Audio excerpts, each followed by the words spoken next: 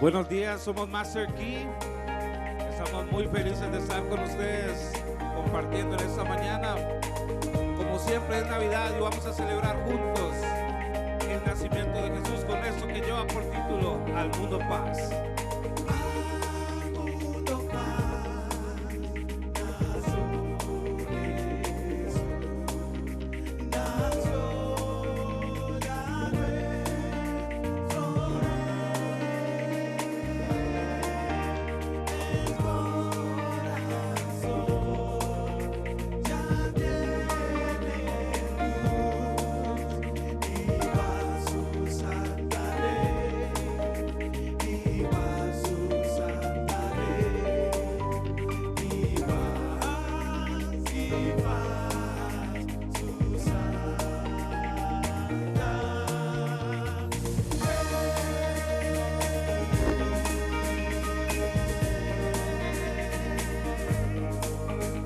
¿Qué les parece si nos acompaña con esas palmas?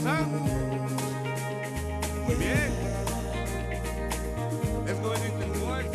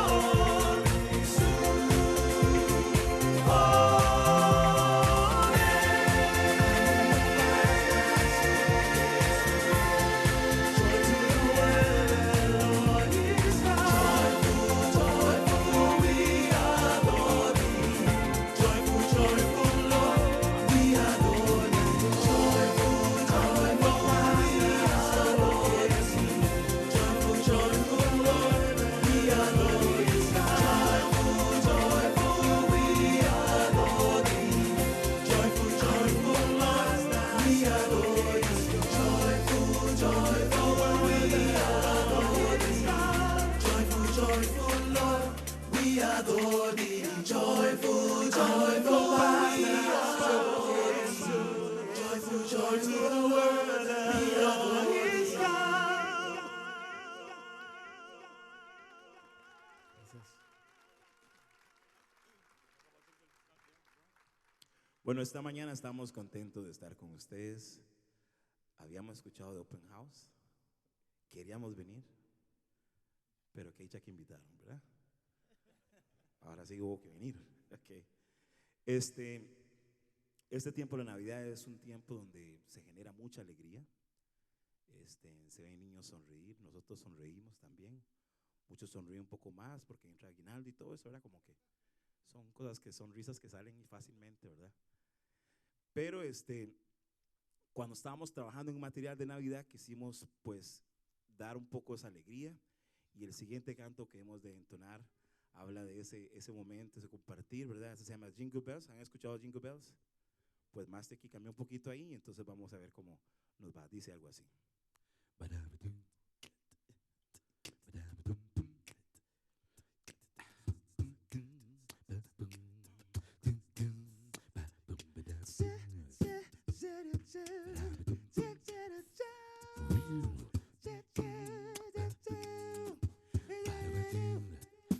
Jingle bell, jingle all the way. Oh, what fun it is to ride in a one-horse open sleigh. I got a jingle bell, jingle all the way. All the way. Oh, what fun it is to ride in a one-horse open sleigh. Jingle bell, jingle all the way. Oh, what fun it is to ride in a one-horse open sleigh. I got a jingle bell, jingle all the way. And oh, what fun it is to ride in a one-horse open sleigh. Dashing through the snow in a one-horse open sleigh. Oh, the place we go, laughing on the way. Let's up after rain, let the spirit bright. What a fun it is to ride and sing, it's leading Santa Nine. Oh, jingle bell, jingle all the way. Oh, what fun it is to ride. Open sleigh, I got a jingle bell, jingle all the way. All the way. What fun it is to ride in a one-horse open sleigh. Quiero compartir de mi Salvador, que a este mundo de pecado trajo redención. Amigo, tú también podrás conocer a aquel niño que esa noche nació en Belén. Jingle bell, jingle all the way. Oh, what fun it is to ride in a one-horse open sleigh. Yeah. The jingle bells, jingle all the way.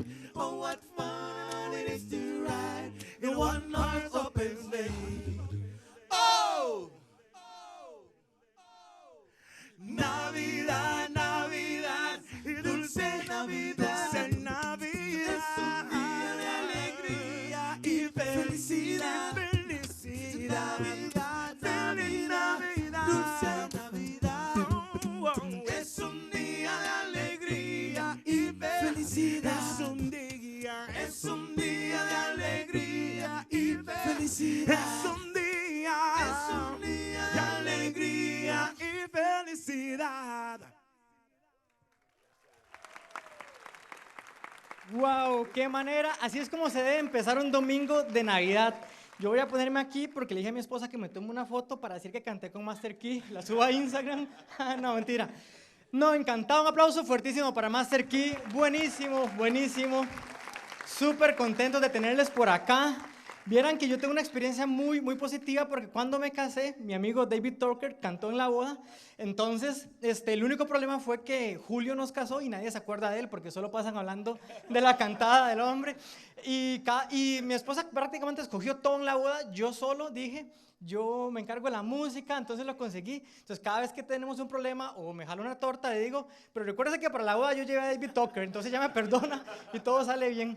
Pero no, eso es Open House, bienvenidos. Si viene por primera vez y no entiende qué es esto, por qué un cine, por qué esta música tan espectacular, básicamente en Open House tenemos una misión y es guiar a las personas hacia una relación creciente con Jesús y lo queremos hacer de una manera bonita, que la disfrutemos, que la pasemos bien, donde de una manera fácil usted pueda dar pasos y por eso es que queremos hacer siempre lo mejor, tener un ambiente súper lindo y por eso les hemos tenido por acá y de verdad muchísimas gracias. Y si les gustó, un aplauso bien fuerte. Si les gustó, no se vayan porque al final tenemos una sorpresita, así que va a estar buenísimo. Y de nuevo, si está viniendo por primera vez o está empezando a venir, al final quédese, nos gustaría conocerles, saber un poquito más de usted. Vamos a tener un cafecito por acá para contarle un poco más acerca de qué hacemos en Open House y cómo podría involucrarse usted un poco más con nosotros. Dato importante para los padres de los chicos entre 16 y 21 años de Inside Out Plus, hoy tenemos reunión a las 2:30.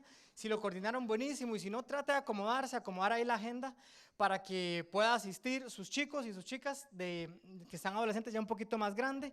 Estamos desarrollando este ambiente, estamos viniendo como no todos los domingos, sino que nos estamos acomodando, así que ojalá que puedan venir, que nos puedan contar cómo lo sienten, qué les parece, si les está gustando a los chicos, si se les acomoda el horario, para que podamos tener este espacio tan importante en una edad donde ya están terminando el cole, escogiendo carrera, entrando a la U, y queremos siempre echarles la mano y como Open House ser parte de este desarrollo en el proyecto de vida de sus hijos. Así que gracias por contar con nosotros, gracias por hacernos parte, dejarnos ser equipo con ustedes para el desarrollo espiritual e integral de su familia según las enseñanzas de Jesús. Esa es nuestra agenda acá en Open House. Y bueno, para seguir con un poquito más de música, yo los voy a ir dejando ya con la banda de Open House que está por acá. Los dejamos con Pri y con Miguel y vamos a cantar un par de canciones. Muchas gracias por estar acá, pueden ponerse de pie. Hola. Uy, me gusta que me respondan. Hola. Qué lindo, gracias. Creo que durante todo este año ustedes nos han escuchado, los que han venido en varias ocasiones contando historias, y historias graciosas como los choques de Daniel. ¿Quién estuvo en los choques de Daniel? ¿Nadie estuvo en los choques de Daniel? Ah, sí, poquitos. Vieras qué buena esa. Hay que decirle que la cuente otro día porque, en resumen, chocó 2 veces el mismo día casi. Pero bueno, tenemos siempre historias y cosas así vacilonas. Yo que siempre hablo de Rodri y le da demasiada vergüenza. Rodri es mi esposo y entonces siempre llega a la casa y me dice: ¿por qué tenés que decir algo sobre mí frente a todos? Lo siento, amor. En resumen, creo que todos les hemos contado historias acerca de las veces que nos ha tocado confiar en Jesús, y creo que sigue pasando el tiempo y eso va a ser siempre lo que les vamos a decir. Poner la confianza en Jesús, nuestra esperanza en Él, es lo más valioso que nosotros podemos contarles, porque lo hemos visto en nuestra vida siempre. Entonces, la canción de hoy habla acerca de eso, pero también dice que va a seguir pasando y que nos va a seguir asombrando. Y eso es lo que queremos, que hoy usted pueda ver la pantalla y que pueda cantar con nosotros. Y si ha tenido que confiar en Dios y todo ha salido bien, o si Dios lo ha asombrado o la ha asombrado, este es el momento para que cantemos juntos. Y si nunca le ha pasado, yo espero que hoy le pase. Cantemos, por favor.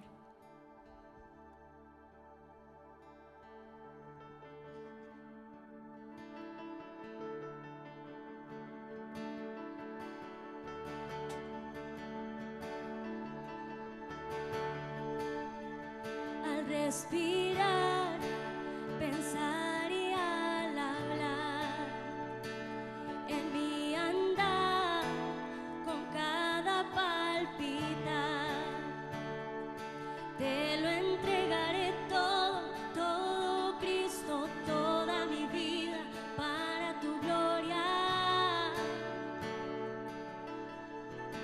Al respirar, pensar y al hablar,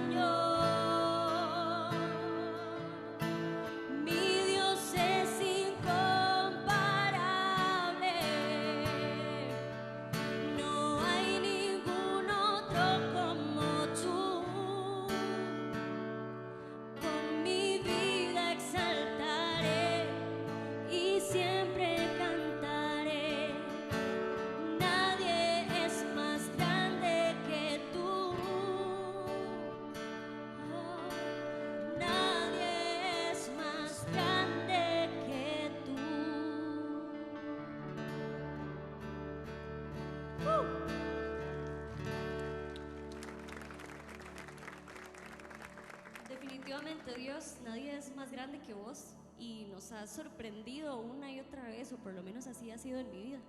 Me has sorprendido una y otra vez y cada vez que me cuesta confiar en vos, la verdad es que me demostrás que vale la pena confiar y poner todas nuestras dudas y nuestro estrés y nuestras circunstancias en tus manos, porque aunque tal vez la respuesta y el resultado no es el que esperamos, vos nos acompañás y haces que todo sea más ligero. Muchas gracias por eso. Amén. Muchas gracias a ustedes por cantar con nosotros. Pueden tomar asiento.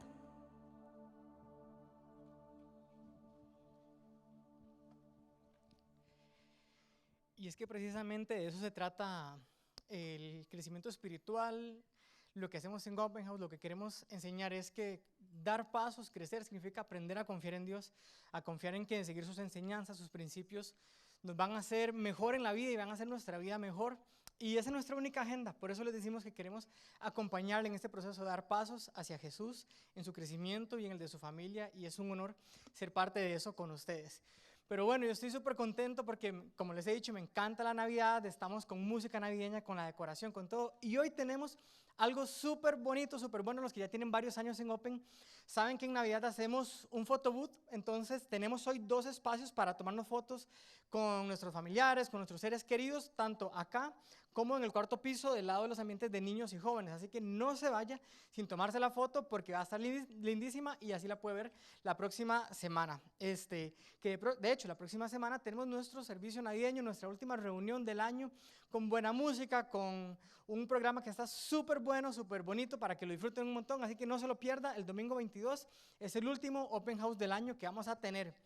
Por cierto, quiero contarles una cosa. Si ven que vamos a estar vendiendo unas manualidades, unas cositas muy bonitas, le voy a motivar a que las compre, a que se los lleve, a que aporten esto, porque como ustedes saben, apoyamos al Centro de Esperanza en Pavas. Es una asociación que es parte de nuestro corazón en Open House, que apoyamos a familias, a niños, a adolescentes, a madres. De hecho, estos son madres que están en este lugar de riesgo social haciendo estas manualidades para poder ayudarse con sus gastos, con sus cosas, con sus niños. Así que les motivo de verdad para que puedan comprar y aportar en esta causa tan noble y tan buena que es dar a aquellos que por alguna razón ahorita tendrán menos privilegios económicos.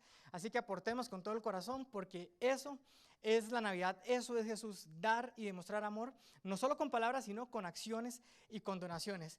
De hecho, les recuerdo, también quiero agradecerles a los que con sus donaciones de tiempo, de voluntariado y económicas hacen posibles el Open House, porque si no, sería imposible, ya que Open House somos todos. Así que gracias si usted hace esto posible mediante su esfuerzo, su donación. Vamos a pasar hacia el tiempo de donaciones y le voy a pedir al equipo que por favor pase adelante y luego continuamos con la tercera parte de la serie La incómoda solución para casi todo, y viene Julio con nosotros. Muchas gracias.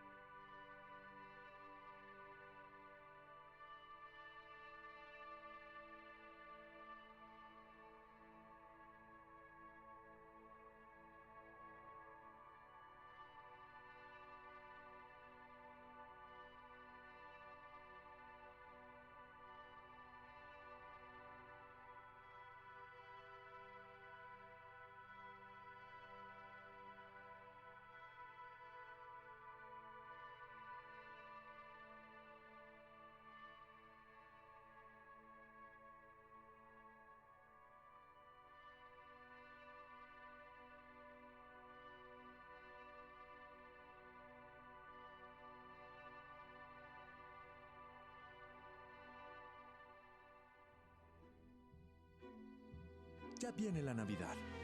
Y ellos también. Traen algunos regalos y cargas a la vez. Un día, 2, hasta 3 o más. ¿Cómo sobrevivir a los que decimos amar? A tu jefe que piensa que un regalo de fiestas es trabajar largas horas extra. O al pretendiente que mamá te llevó a la cena. Que vive con los papás, no hace nada por la vida y jamás se peina. O tal vez a tu cónyuge, el que te tiene hasta el copete. Al que le darías justo lo que se merece. Regalar de vuelta el suéter que no te quedó. O poner carbón en la bota de regalos o quizás nada del todo. Con quien sea el problema o la razón, todos queremos expresar cariño en esta ocasión. Aunque los amigos y familia expresen amor, pueden causar drama y ser abrumador. ¿Qué podemos hacer en esta confusión? Podemos sugerir una incómoda solución.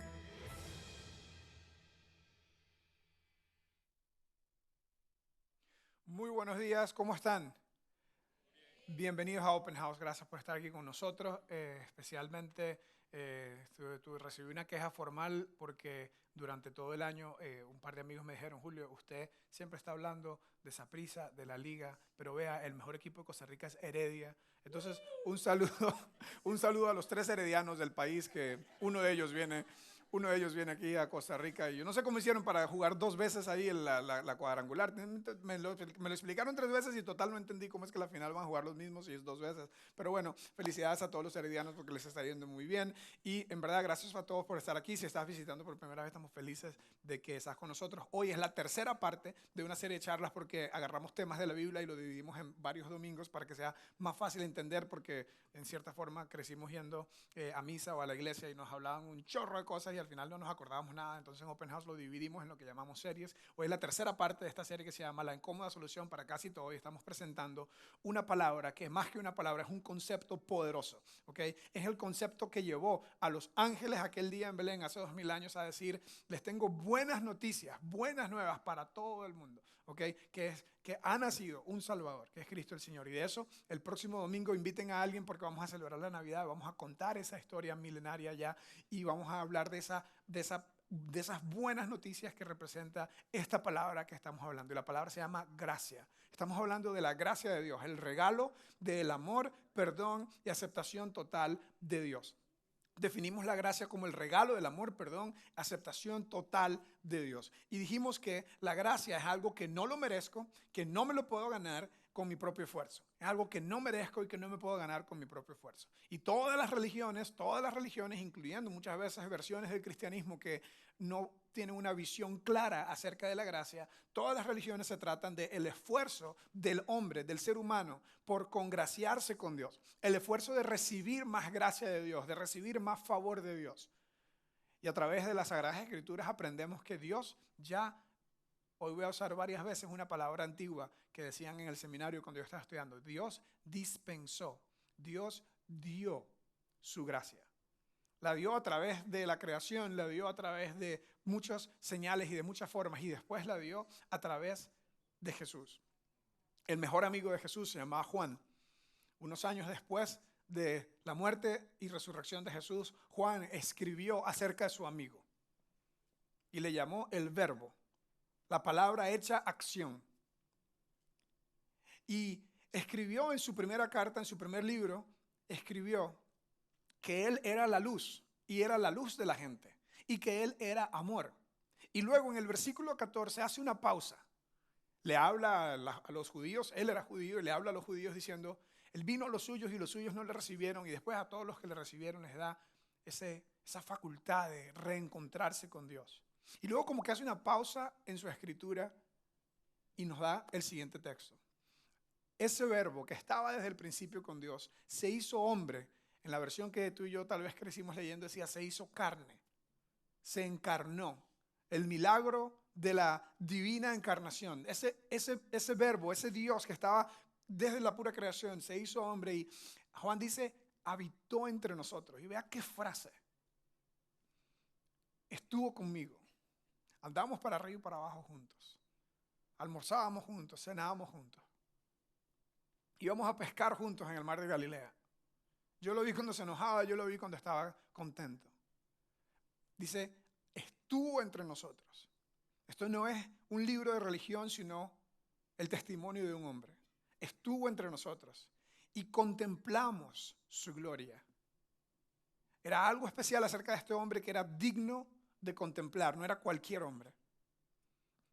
Juan dice, para mí esa fue una gloria como el Hijo unigénito del Padre, porque Juan entendía, como buen judío entendía, que Dios se demostraba como un Padre.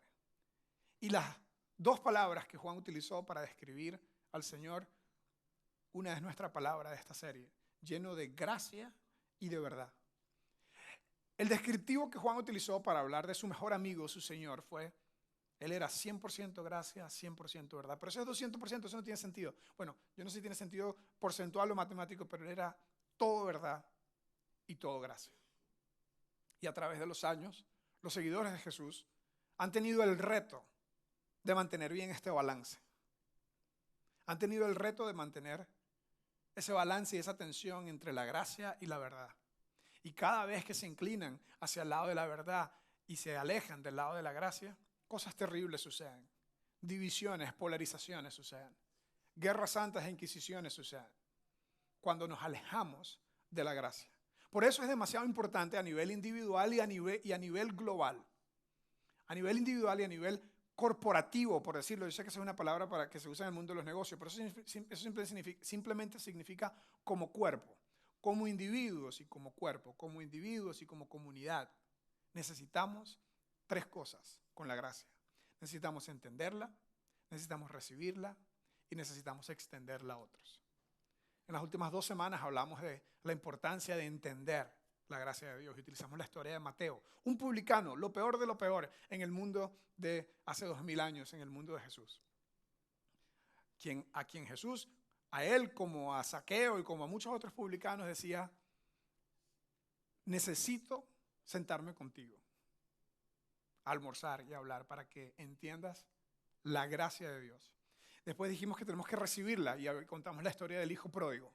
Si te perdiste las últimas 2 semanas en la aplicación móvil o en la página web o en nuestro canal de YouTube lo puedes ver. La segunda semana dijimos la historia de recibir la gracia.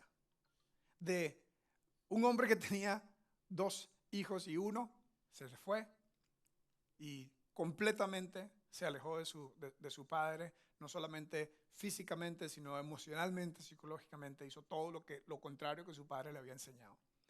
Y después este hijo recibió la maravillosa gracia, la sublime gracia del Padre. Y Jesús utilizó esa historia central. Yo les dije la semana pasada que era mi capítulo favorito de la Biblia, Lucas capítulo 15, porque a través de 3 parábolas, a través de 3 historias, Dios dice el mismo mensaje. La prioridad de Dios es la gente que está lejos de Dios. Y el trabajo de los que creemos en Él es recibir su gracia y extenderla a otros también. Hoy vamos a hablar acerca de esa idea de extenderla. Y vamos a ver que a veces es más fácil recibir gracia que darla. A veces es más fácil recibir gracia que dispensarla, que darla a otras personas. Y vamos a utilizar una historia. Una historia que para muchos es común, pero que tal vez algunas partes de esa historia hasta hoy tal vez no han entendido. Es una historia que ilustra la idea de que es más fácil recibir gracia que darla. Porque, por ejemplo, si eres tú a quien le toca pedir perdón por algo, si eres tú a quien está arrepentido por algo, por un error, por un pecado que cometiste, quieres que la gente te dé gracia, quieres que la gente no se le vaya la mano, que no tengan saña. Pero si eres tú la persona a quien se le hizo daño, si eres tú la persona que fue víctima de la irresponsabilidad de tu ex esposo, te va a costar demasiado perdonarlo. Si fuiste tú el que fue víctima de la hazaña de tu ex jefe, o del que te quería serruchar el piso, o de la persona que era tu socio y después te hizo trampa y terminó haciéndote sufrir literalmente un montón por las cosas que perdiste. Y Dios te dice, y tú estás oyendo hoy aquí entre nosotros, que tienes que extender gracia, que tienes que dispensar gracia, que el cristiano recibe gracia de Dios y debe ser un canal de gracia también, debe dar a otras personas también. Y una vez más, es más fácil recibirla si soy yo el que se jaló una torta y me toca ir a decir, lo siento, cometí un gran error. Es muy delicioso recibir la gracia, pero tener que ser la persona que está del otro lado, tener que ser la persona que sufrió y perdonar a veces es una de las cosas más difíciles. Y una de las cosas centrales al cristianismo y centrales a la Navidad es que Jesús vino al mundo para darnos de su gracia y para que nosotros la pudiéramos dar a otros. Entonces, si te cuesta perdonar a tu ex esposo, si te cuesta perdonar a tu ex socio, si te cuesta perdonar a un jefe o a un ex jefe, si te cuesta perdonar a un amigo que te traicionó y ya no es amigo, hoy probablemente es la charla para ti. Y qué bueno va a ser llegar a la celebración de la Navidad. Por poner un día, no importa si fue el 24 o el 25, nosotros vamos a celebrar la Navidad el próximo domingo, el 22. Pero qué bueno llegar a la celebración de la Navidad con una página en blanco, habiendo perdonado a todas las personas que nos han hecho daño, porque podemos extender la gracia de Dios. La historia es fascinante, como dije. Esta historia ustedes la escucharon. Cristiano o secular, cristiano, creyente o no creyente, sea quien sea, en algún momento has escuchado esta historia. ¿Okay? Especialmente si creciste como yo, yendo a la escuela dominical, o yendo a una misa o al catecismo donde te enseñaban las historias de la Biblia. Hoy vamos a hablar de la historia de un hombre que se llamaba Jonás. A ver, encuesta rápida. ¿Quién ha escuchado la historia de Jonás? Levante la mano. ¿Ve? Casi todos ustedes han escuchado la historia de Jonás, así que vamos a enfocarnos en partes clave porque todo el mundo conoce la historia. ¿Okay? Jonás vivía en Israel, específicamente en el sur de Israel, que es el área de Judea. ¿Okay? Y era un profeta de Dios. Algo que tal vez ustedes no saben acerca de Jonás es que antes de que Dios le diera una tarea, la que hoy vamos a hablar, de ir a la ciudad de Nínive, antes de eso, él ya era un profeta de Dios. Y un profeta de Dios en ese tiempo era alguien que hablaba en nombre de Dios. ¿Okay? Pero como eran tiempos diferentes a los de ahora y no teníamos, no sé, la revelación de la palabra de Dios, por ejemplo, la Biblia completa, o por diferentes razones, Dios hablaba a través de personas específicas que básicamente decían, esto es lo que Dios dice. Y si eso se cumplía, la ley de Moisés decía, si viene un profeta y dice, va a pasar tal cosa y esa cosa no pasa, ese es un profeta falso. ¿Ok? Esa era la forma de evaluar si un profeta era auténtico, era fidedigno, era simplemente si lo que él decía pasaba. ¿Ok? Y Jonás se encontró con un problema porque él era un buen hombre, o sea, el que Dios escogía para ser profeta, era una persona que se había portado bien, que había hecho las cosas bien, que era una buena persona, era una persona justa, era una persona que había tratado de hacer las cosas al pie de la letra, había seguido la ley de Moisés. En este tiempo ya estaban bajo el tiempo de la ley de Moisés. Estamos hablando específicamente alrededor del año 700 antes de Cristo. Y Jonás fue escogido para esa tarea de hablar en nombre de Dios. Sin embargo, en un momento, que eso no está en el libro de Jonás, eso está en el libro de las Crónicas y en el libro de los Reyes, Jonás tenía que hablarle a un rey que se llamaba Jeroboam II. Jeroboam II era hijo de Jeroboam I. Para que estemos claros. ¿Okay? Y Jeroboam I era hijo de Salomón y Salomón era hijo de David. Y David fue el segundo y el más importante rey de Israel. El punto es que este tataranieto de David era mal portadísimo. Era un rey malísimo. Empezó a reinar cuando tenía 16 años. Ustedes lo pueden leer en el libro de Segunda de Reyes, capítulo 14. Y Jonás tenía la tarea de decirle a él, si usted se sigue portando mal, Dios lo va a castigar. Si usted se sigue portando mal, Dios lo va a castigar. Pero Dios decidió, y esto lo pueden leer después, está un poco como escondido ahí en este texto, y probablemente todos los que habían escuchado la historia de Jonás probablemente no habían escuchado esta historia. Dios decidió darle cuerda y darle cuerda y darle cuerda a este mal portado, porque castigarlo a él iba a representar castigar a un montón de gente que estaba debajo de él. Y Dios decía, no puedo castigar a los hijos por los pecados de los padres. Y Jonás está como peleado con Dios diciendo, tú me estás mandando a mí a decirle a este rey que es compatriota mío, que está mal portadísimo, que se porte bien o que tú lo vas a castigar, y el castigo no le llega. Y ya Jonás venía un poco picado con Dios, porque Dios había decidido extender más gracia, dispensar más gracia a la gente de Israel, no castigando a este rey mal portado. ¿Ok? Pequeño preámbulo, pequeño paréntesis. Un día Dios le dice a Jonás, Jonás, tengo otro brete para vos. Váyase a Nínive.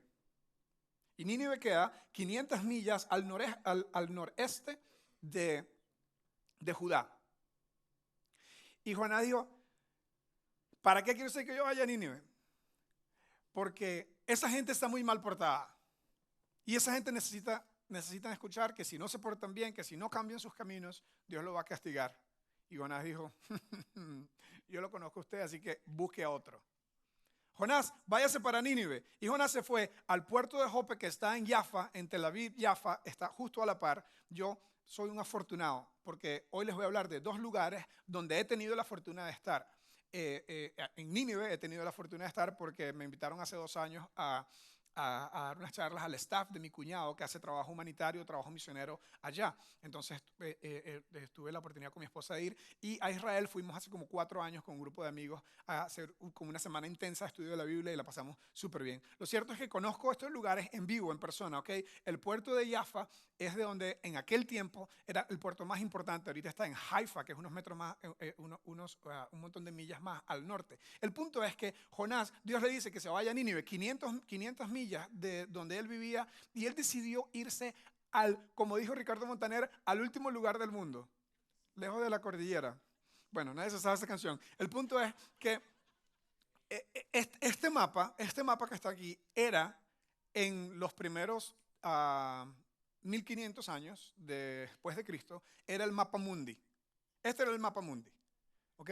Porque América no había sido descubierto todavía, ¿ok? Eso fue en 1490 y Rodrigo de Triana gritó tierra. Pero bueno, el punto es que este era el mapa mundi, este era el mapa del mundo, ¿ok?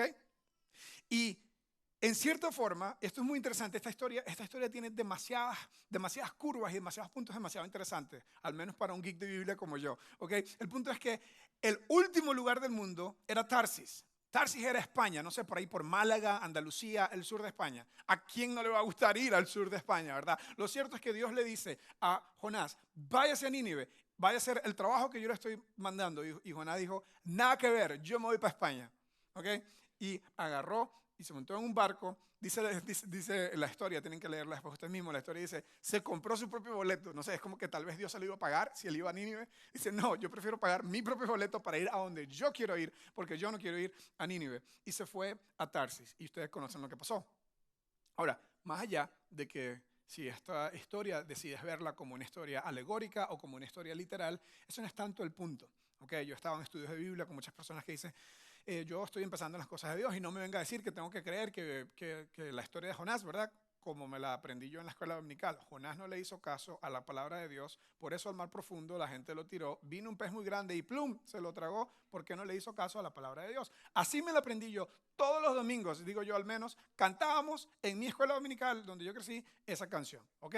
Así me lo aprendí yo y así lo creí yo. Y luego tengo una persona aquí de 45 años, ¿verdad? Estudiado en las mejores universidades del mundo, un empresario súper exitoso, y dice, a mí me cuesta creer, ¿verdad?, que Jonás no le hizo caso a la palabra de Dios, por eso al mar profundo la gente lo tiró y vino un pez muy grande y plum, se lo tragó, y porque él no le hizo caso a la palabra de Dios. Y yo digo, qué interesante, ¿verdad? A mí no me cuesta creerlo, porque me lo dijeron desde pequeñito, pero si te pones a pensarlo, la verdad es como difícil de creer. Realmente una persona puede vivir dentro de un pez, dentro de una ballena, no sé, el tiburón ballena, que es el más grande, no sé. El punto es que eso es imposible, ¿verdad? Eso lo que quiere decir que tal vez Jonás murió y después el pez que lo vomitó, como que Dios lo resucitó. Eso es muy interesante porque Jesús dijo que así como Jonás estuvo tres días en el pez, en el vientre del pez, él tenía que estar 3 días en el Seol, en la muerte, y después resucitar. El punto es que Jesús, quien es muy importante para mí, ¿ok? Porque murió y resucitó, y cualquiera de entre ustedes que muera y resucite, habiendo predecido, se dice, predecido, por favor. Cualquiera de ustedes que prediga su muerte y su resurrección y lo haga, se va a convertir en mi próximo Señor. ¿Ok? Cualquier persona. Entonces, hay uno solo que ha hecho eso. Jesús es mi Señor, por eso es tan importante para mí. Y él, el Señor Jesús, mencionó a Jonás en lo que, a lo mejor de mi entendimiento, lo mejor que yo puedo entender e interpretar esto, Jesús se refirió a eso como un hecho histórico. Por eso yo tiendo a creer que es un hecho histórico, pero también entiendo muy bien que es muy difícil de creer. Jonás se monta en el barco hacia Tarsis. Están remando, porque eran barcos de remo, están remando y con velas, ¿verdad? Y de repente hay una gran tormenta, los maes no saben qué está pasando, era una sociedad demasiado supersticiosa, entonces Jonás está por allá en un rincón, ¿verdad? Agarrado, ¿verdad? En el barco en medio de la tormenta, y de repente alguien dice, tú eres un forajido y no eres como nosotros, no tienes pinta de pescador, eres como, estás todo bien vestido y todo, y dinos qué está pasando. Y Jonás dice, ¿sabes qué? Esto es culpa mía, porque Dios me dijo a mí que fuera para Nínive y yo le dije nada que ver, y Dios está castigándonos con esto. Pero igual, como yo no quiero ir a Nínive, no me voy a arrepentir de decirle a Dios que me mande para Nínive si calma esta tormenta, sino que más bien yo me prefiero morirme antes de irme a Nínive, así que échenme al mar. Y los más dijeron, no, pero no podemos echarte al mar, ¿cómo te vamos a echar al mar? Tú eres uno de nosotros, o sea. Y dijeron, no, es más, si quieren, hagan suertes, saquen los dados, porque era gente supersticiosa, era gente, y además las apuestas es una de las profesiones junto a otras que son de las más antiguas del mundo, ¿verdad? Entonces dijeron, o de los hobbies más bien, entonces dijeron, hagan suertes y ustedes van a ver que va a caer sobre mí. Tiraron dados y los dados apuntaban a que Jonás era el culpable de la tormenta, entonces lo hicieron 2, 3 veces, lo más no querían, al final no digo, ¿yo qué les digo? Tírenme, ustedes me tiran, yo me muero, me ahogo y ustedes siguen su camino normal. Y eso fue lo que hicieron. Y la historia cuenta que Dios había preparado, y la frase Dios había preparado aparece como 4, 5, 6 veces en este texto. Dios había preparado un pez y ese pez se tragó a Jonás. Pasó lo que pasó, no sé si vivió, no sé si murió. Lo cierto es que después Dios preparó a que el pez vomitara a Jonás en la orilla. Y comienza otra vez el capítulo 3. Y el capítulo 3 comienza como el capítulo 1. Dios le dice a Jonás, no, Jonás, tengo un trabajo para vos, ocupo que vaya a Nínive. Y Jonás dice, ok. O sea, después de lo que pasé, voy. Pero hasta ahí todos hemos escuchado la historia, ¿cierto? Probablemente no habías escuchado la historia de la parte de los reyes, de Jeroboam, pero todos habían escuchado que Jonás no le hizo caso a la palabra de Dios y por eso al mar profundo la gente lo tiró y vino un pez muy grande y plum se lo tragó porque no le hizo caso a la palabra de Dios. Esa parte la habían escuchado. El capítulo 4 de Jonás es el que la mayoría de la gente no había escuchado. Donde Dios le dice, entre a Nínive, enseñe de Dios, y como toda buena historia, hay un complot, hay una trama que está llevando a un clímax, que está llevando a un punto importante. Nínive era una ciudad enorme, era una ciudad muy grande, era una ciudad de al menos 120,000 personas. La mayoría de las personas creen que eran alrededor de 120,000 niños, lo cual quiere decir que habían, contando a los adultos, eran muchas más personas ahí. Y era la capital del imperio asirio, ¿okay? Que después fue tomado por el imperio babilónico y eventualmente por el imperio persa. Se había convertido en una de las capitales de ese gran imperio y era un grupo de personas. De hecho, tengo una foto para mostrarles cómo se veía Nínive. Esto es una ilustración, no es una foto real. Esto es una ilustración de cómo era esa ciudad. Habían construido unas murallas en esta ciudad a la par del río Tigris. Hay 2 ríos en Mesopotamia, el Tigris y el Éufrates, todos expertos en Biblia y en historia universal. El punto es que ellos habían construido una gran muralla con canales de agua sofisticados, habían creado unos jardines maravillosos en medio del desierto, habían hecho increíbles cosas y al mismo tiempo, como era un gran centro, como era una gran capital, era un lugar donde había mucha depravación, donde había mucho desenfreno y particularmente una de las cosas que eran terribles acerca de esta gente era que habían perfeccionado el arte de la violencia. Ellos habían creado unas pailas con aceite y tiraban a las personas y las freían vivos. Ellos, como a los animales, le quitaban la piel a las personas cuando conquistaban a sus enemigos. Eran personas increíblemente violentas. Y Asiria tenía, como hacían todos los imperios, tenía en su agenda ir y conquistar todos los reinos de alrededor, incluyendo el de Israel. Después de la muerte de Salomón, el reino de Israel se dividió en norte y sur, y el imperio y la parte de norte se llamó Israel y la parte sur se llamó Judá, y la parte norte estaba ya bajo amenaza de invasión del imperio asirio. Y a ese grupo de personas terrible que no seguían la ley de Moisés, que no seguían ninguna ley, que eran terriblemente violentos, terriblemente depravados, a ese grupo de personas Dios le dice, Jonás, vaya y dígales que en 40 días Dios va a trastornar, a destruir la ciudad de Nínive. Y que si ellos se arrepienten, yo no voy a castigarlos. Y Jonás dijo, no, mande fuego del cielo como hizo con Sodoma y Gomorra y destruyalos a todos porque eso es lo que ellos se merecen. Yo no voy para allá. La segunda vez, en el capítulo 3, decidió ir, pero todavía la está esperando. Yo sé que son mal portados y no se van a arrepentir. Entonces, fijo, esto es lo que les espera. Jonás, en cierta forma, tenía odio contra estas personas. Qué sé yo, probablemente ya habían capturado a algunos de sus compatriotas o algún familiar le había hecho. Jonás tenía algo tan personal en contra de esta gente que no quería ir. Pero resulta que, haciéndole caso a Dios, entró a esta ciudad que había construido muros y que había construido esto de esta forma. Esta es una foto actual, la primera es una ilustración, un dibujo. Esta es una foto actual, no actual, sino esto es una foto real de los muros reconstruidos por personas que hacen todo este tema arqueológico de preservación de sitios arqueológicos. Y los muros de Nínive estaban en la lista para convertirse en patrimonio de la humanidad por la ONU. Y justo en la batalla del Estado Islámico, parte de lo que ellos hicieron fue en el 2017, la batalla más grande que tuvo los aliados contra el Estado Islámico fue en la ciudad de Mosul, que la ciudad de Mosul es el nombre moderno de la ciudad de Nínive, ¿okay? Y ahí es donde les dije que tengo unas fotos donde estuve, esta es mi esposa y yo, en un campamento de refugiados, en las afueras de un campamento de refugiados en la ciudad de Nínive. Tengo otra foto que muestra, estos son los dos hermanos de Ashley, estos son los tres, básicamente mi esposa y sus dos hermanos. Este se llama Clint y trabaja como pastor en una iglesia en Estados Unidos, y este se llama Mateo.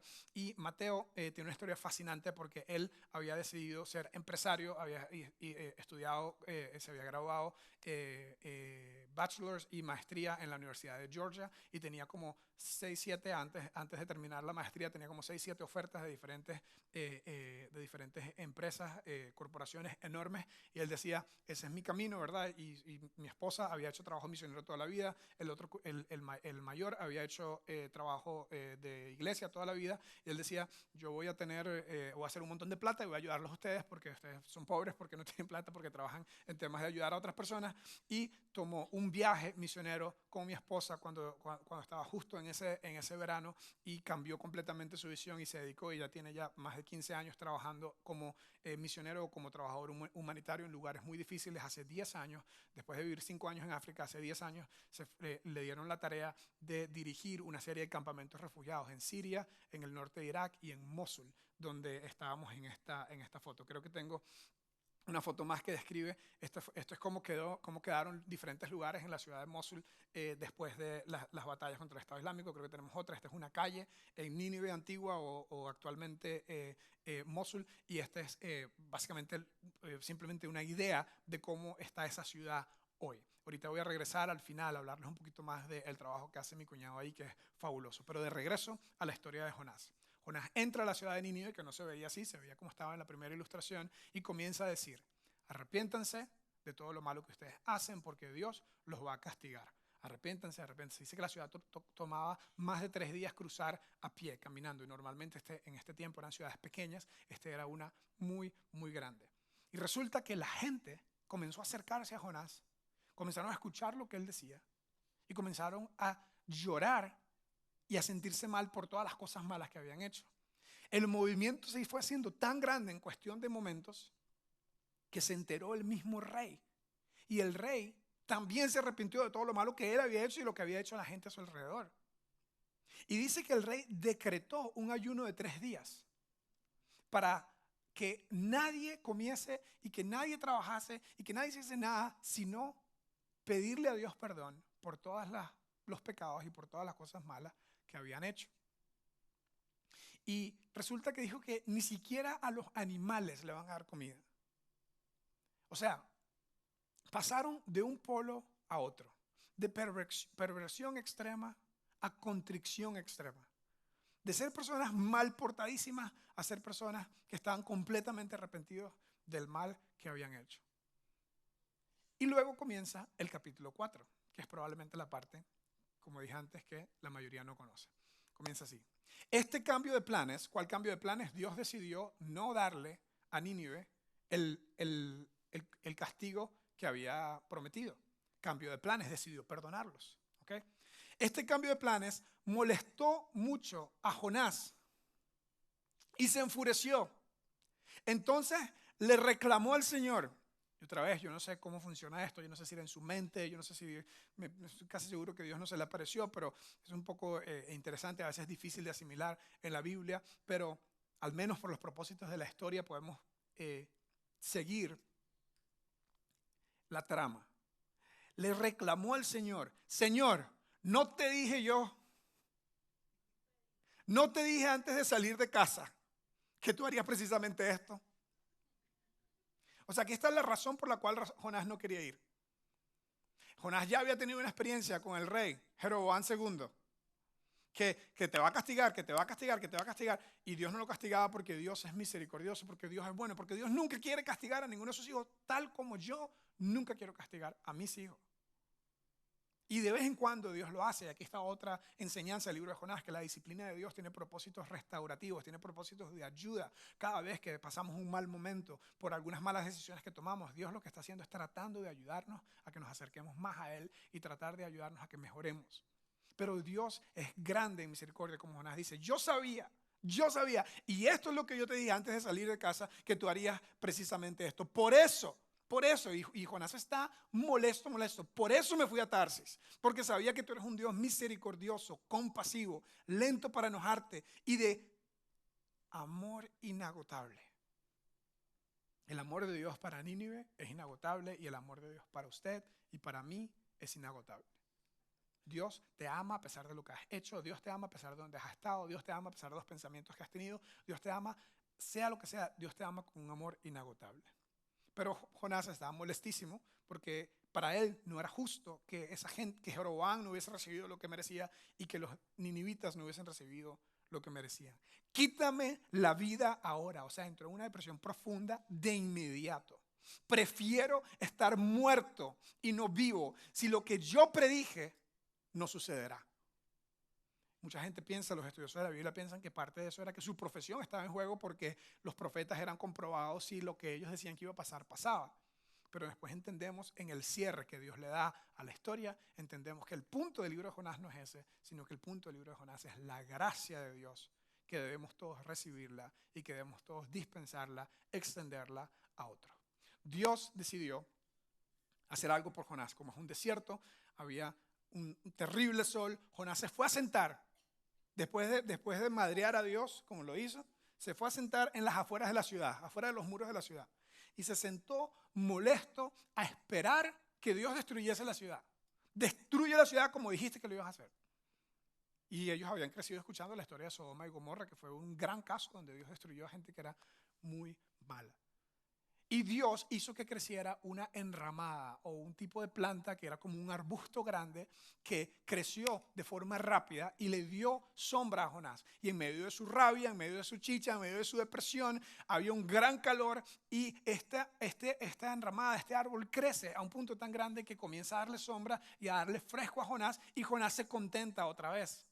Y como que en cierta forma puede volver a respirar. Y resulta que de repente Dios mandó a un gusano a que se comiese la planta al día siguiente. El gusano se comió la planta y Jonás se enoja un montón otra vez. Y después Dios, dice el texto, tienen que leerlo, Dios preparó un viento arrasador. Los que han estado en estos lugares saben las tormentas de arena que existen. Entonces hubo una tormenta de arena. Entonces está Jonás molesto, deprimido, con un gran calor y de repente se le muere la plantita y de repente viene una tormenta de arena que lo está quemando y está sufriendo otra vez. Y nuestro amigo Jonás vuelve a decir, siguiente texto, se enojó grandemente y le pidió a Dios otra vez que le quitase la vida porque al menos la planta que le estaba dando sombra mientras él esperaba la destrucción de Nínive, ahora ni Dios iba a destruir a Nínive, ni siquiera la planta la tenía él. Y Dios le dice, Jonás, ¿te parece bien enojarte porque la planta murió? ¿Te parece bien enojarte porque la planta murió? Y Jonás estaba malcreadísimo. Sí, le replicó Jonás. Estoy tan enojado que quisiera morirme. Chica, la verdad está seria la cosa. Entonces el Señor le respondió, ¿sientes lástima? Esta palabra lástima en realidad significa compasión. ¿Sientes compasión por una planta aunque tú no hiciste nada para que creciera? Creció rápido y murió rápido. Pero Nínive, y aquí está el punto, este es el punto, esta es la moraleja de la historia del libro de Jonás. Nínive tiene más de 120 personas, 120 habitantes que viven en oscuridad espiritual. El texto antiguo decía, no distinguen la derecha de la izquierda. Están en oscuridad espiritual. Están perdidos como el hijo pródigo, como la oveja perdida. Están perdidos como la moneda que se le perdió a la mujer. Están perdidos como estaba Mateo y como estaba Zaqueo.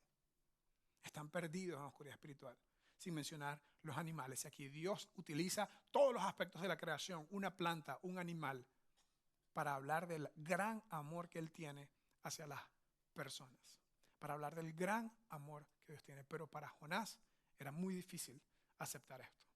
En cierta forma, el resumen de la historia de Jonás se puede decir de esta manera. Muchas veces es más fácil recibir gracia que dispensarla. Pero la idea del libro es que Dios quiere que todos seamos receptores y que seamos dispensadores de la gracia de Dios. Déjame preguntarte algo. ¿Quiénes son los ninivitas en tu vida? ¿Quiénes son las personas que te cuesta demasiado perdonar? Y que, en cierta forma, como Jonás, quisieras sentarte en una silla, esperar que caiga fuego del cielo para que ellos fracasen totalmente. ¿Quién es alguien así en tu vida? ¿Quiénes son los ninivitas en tu vida? Te voy a dar algunas ideas. Tal vez son la gente que tiene mucha plata, que por envidia, por alguna razón, tú estás molesto con el éxito de ellos. Tal vez es la gente que no tiene nada, porque esos idiotas no tomaron buenas decisiones y por eso tienen lo que se merecen. Y tal vez tienes algo en contra de ellos y eso no es de Dios para nada. Tal vez son los inmigrantes porque vienen aquí a este país a quitarnos las cosas y por dicha yo soy inmigrante y por dicha Costa Rica cero xenofóbico. Costa Rica es uno de los países más lindos, pero a veces nos cuesta, ¿verdad? Personas que piensan, o los que piensan diferente, que no piensan como nosotros. Son algunas categorías. Ahora, déjame decirte, no existe lugar para nada de esto para alguien que cree en Dios y que sigue a Jesús. Porque el amor de Dios es inagotable y es para todas las personas. Tal vez son los que no son creyentes, tal vez son los que son de otra religión. Pero vamos a ponernos un poco más específicos. Tal vez el ninivita en tu vida es tu ex esposo, tu ex esposa, porque te hizo demasiado daño y te cuesta mucho extender, dispensar gracia para él o para ella. Tal vez es tu ex jefe porque te puso la piedra, te cerrochó el piso, literalmente hizo cosas que te hicieron daño. Tal vez es un ex socio que te hizo que perdieras dinero, te hizo que perdieras tiempo, perdieras vida y te cuesta demasiado perdonarlo. Tal vez alguien muy cercano a ti, tal vez es un amigo que te hizo mucho daño y te traicionó y te cuesta demasiado perdonarlo. Otra forma de pensar en esto es a través de esta pregunta. ¿El fracaso de quién celebrarías en secreto? ¿El fracaso de quién celebrarías en secreto? Si alguien fracasa y tú celebramente lo celebras, te da como un airecito, que se siente bien en el momento. Tal vez ese es un ninivita en tu vida y Dios te está diciendo, yo no veo a esa persona de la misma forma que tú la ves. Fijo, te hizo daño, fijo lo que hizo está mal, pero tú necesitas darle a esa persona gracia, la gracia de Dios. El mensaje de la gracia de Dios es personal y es global. Quiero terminar hablándoles de nuevo de mi cuñado, Matt y Sarah. Ellos son personas, en mi opinión, esta es la familia entera. Ellos son personas, en mi opinión, que han recibido la gracia de Dios y que están dando la gracia de Dios. Ellos decidieron irse precisamente a esa zona, a la zona de Nínive, solamente a unos 30 kilómetros de Nínive es donde ellos viven, y empezaron un centro comunitario, un community center. Empezaron ahí. El día de ayer, el viernes o sábado, me mandaron esta foto. Este es un community center en la ciudad de Mosul. Estos chiquitos que están aquí son ninivitas. Este muchacho que está aquí lo están entrenando para ser pastor de este community center. Si se dan cuenta, tal vez no se puede ver en la pantalla, pero atrás está la historia del arca que le están enseñando a los ninivitas, a los chicos en la ciudad de Mosul. Yo no sé si con los tiempos, ¿verdad?, de los cambios, estamos hablando de 2700 años atrás, no sé si se veían igual que ellos, pero lo que movió a Matt y Sarah a irse a este lugar es porque en cierta forma ellos dijeron, la gracia de Dios ha sido tan grande con nosotros que nosotros debemos extenderla a otros. Y por eso yo decía que esto tiene una conclusión individual y tiene una conclusión global. La conclusión individual es que no puedes ser cristiano y tener a alguien que no puedes perdonar en tu vida.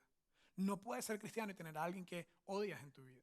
No puedes ser cristiano y no asumir el rol de ser un receptor y ser un dispensador de gracia, de recibir la gracia de Dios y de ser canal para que la gracia de Dios venga a tu vida. Jonás creía en Dios, pero no había entendido los propósitos de Dios. Y yo creo que es hasta el momento que llegamos a decir, Dios, úsame para ayudar a otras personas, para hacer nuestro mundo un poquito mejor, que hemos encontrado el verdadero propósito de Dios como cristianos, de ser llevadores, dispensadores de la gracia de Dios. Por eso, la conclusión de esta charla son dos. Uno, debemos recibir y extender la gracia de Dios. ¿La has recibido?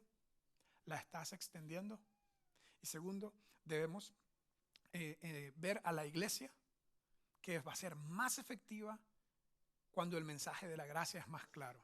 De vez en cuando alguien nos critica y dice, no, porque ustedes hicieron una charla, ¿verdad? Y pusieron una cosa ahí que decía que los homosexuales y no sé qué más, y las preferencias sexuales. Nos vamos a inclinar hacia la gracia, hacia amar a los que piensan diferente, a los que son diferentes, a los que viven diferente, a los que no están de acuerdo con nosotros, a los que no son parte de nuestras creencias. Nos vamos a inclinar hacia amar, hacia demostrar el amor de Dios a las personas que son diferentes a nosotros, o nos vamos a concentrar en ser un grupo de cristianos felices, un grupito pequeño, ¿verdad? Que piensa igual, se mueve igual, se viste igual. Y Dios me libre a mí de ser parte de una cosa como esa. Porque por más que disfruto la gente que piensa como yo, el propósito de mi vida y el propósito de la iglesia es que el mensaje de la gracia de Dios sea súper claro. Vamos a cerrar con una oración y lo vamos a escuchar una vez más a nuestros amigos de Master Key cantando la canción Sublime Gracia, Amazing Grace. Señor, te damos gracias por tu gracia. Te damos gracias que a través de la historia de Jonás entendemos que a nosotros mismos nos ha costado en algún momento perdonar a alguien. A nosotros mismos nos ha costado en algún momento ver con buenos ojos a alguien que nos ha hecho daño. Ayúdanos a todos como individuos, pero también como comunidad, a convertirnos en un grupo de personas que trabajamos en la misma agenda que tú trabajas. Que primero tú trabajes en nuestras vidas para que podamos recibir tu gracia, pero también que trabajes a través de nosotros, siendo nosotros dispensadores y extendedores de la gracia de Dios. Te quiero pedir por la persona que está aquí, está muy, muy, muy herido por un jefe, por un familiar, por su ex esposo, por su ex esposa, que hoy pueda ser el día, una semana antes de celebrar la Navidad, que hoy pueda ser el día donde suelta a esa persona que le hizo tanto daño. Que pueda incluso ser algo específico, como escribirle algo, aunque no se lo tenga que dar, de simbólicamente cerrar ese capítulo de perdón para poder extender la gracia a esa persona que le ha hecho daño. Y te quiero pedir que todos juntos, como comunidad, como familia, decidamos que Open House sea conocida como el lugar que se inclina hacia demostrar la gracia, el amor inagotable de Dios. Gracias por tu gracia.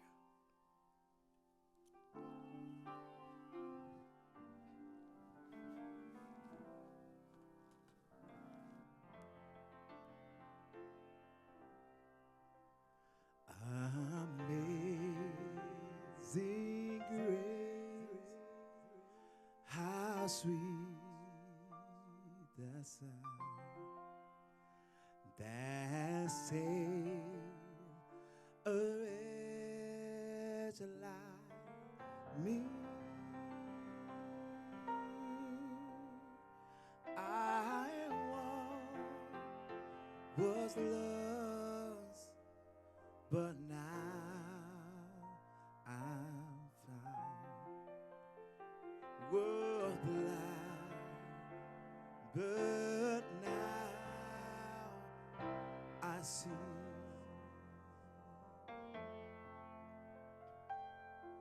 Through many danger toils and snares, we have already come.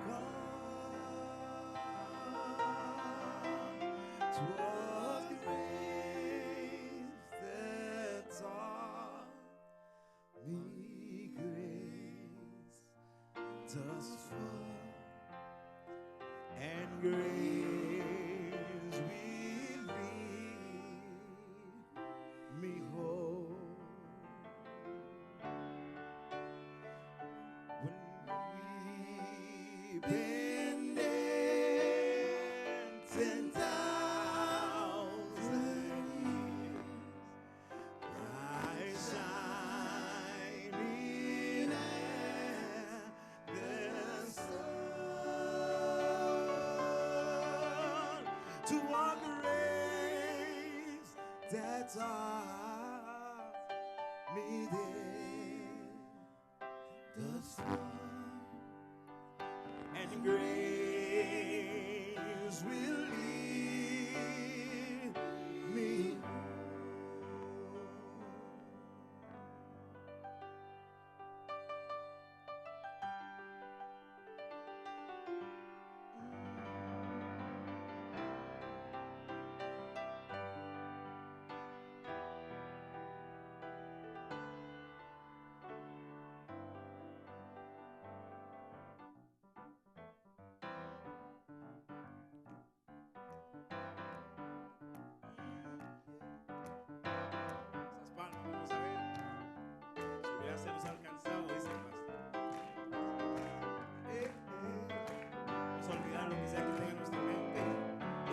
que Dios es gracia y nos quiere salvos. Well, amazing grace, how sweet that sound, that saved a wretch like me. I was lost, but now I found, was blind, but now I see. Oh, well, amazing grace, how sweet the sound that saved a wretch like me. I was lost, but now I'm found.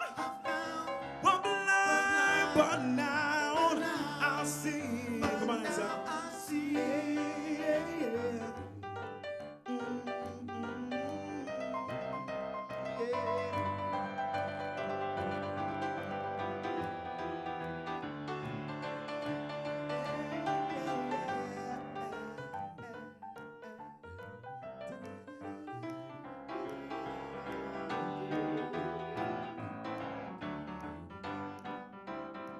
Say when we been there 10,000 years, bright shining night, the sun.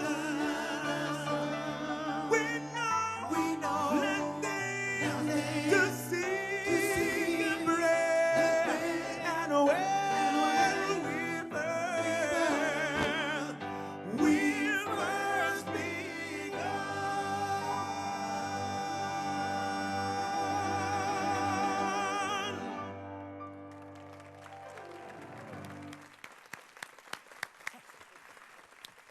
Gracias, muchas gracias. Muchas gracias.